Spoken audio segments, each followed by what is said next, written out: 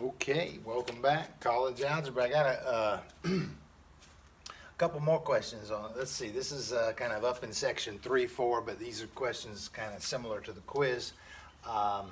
Anyway, we're just solving for x. So we kind of stepped away from parabolas for a minute, and we're just trying to solve for x. This is pretty easy. You probably know how to do this. I taught you that you should multiply by the common denominator.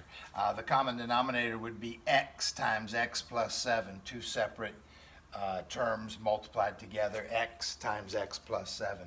You know, the way this one's written, though, there's another phrase you use in algebra. You could cross multiply.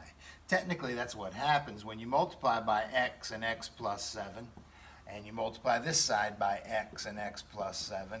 What happens over here is the x plus 7 cancels, you get 6x. What happens over here is the x cancels, and you get the 4 times x plus 7. Again, feels like you cross multiplied, which is one way to say that.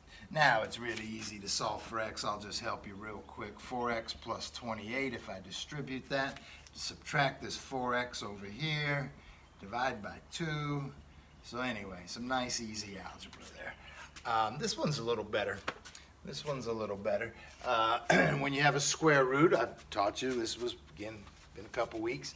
We've been out of touch, but we're getting back in touch. You can square both sides. You can square both sides of this equation. So the phrase is square both sides. So you grab this and you square it. And that just, when you square a square root, you get rid of the square root, 2x minus 2.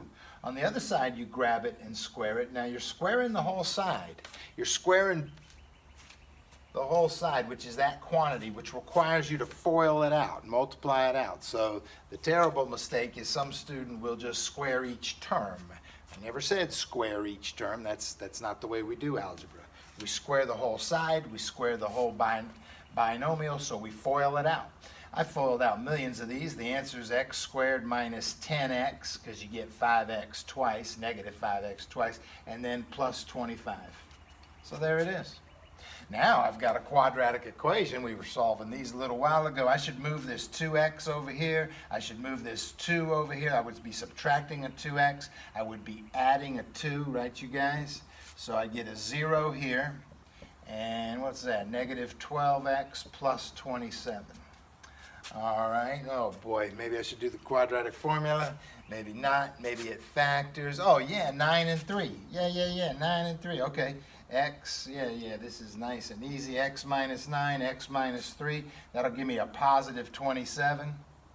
That'll give me negative 12x in the middle there. Yeah, those are the factors. When you set each factor equal to 0, here comes the answers. X equals 9. When you set this equal to 0 and move the 9 over, you set this equal to 0. X equals 3. Those are the answers. Wait a minute. Time out.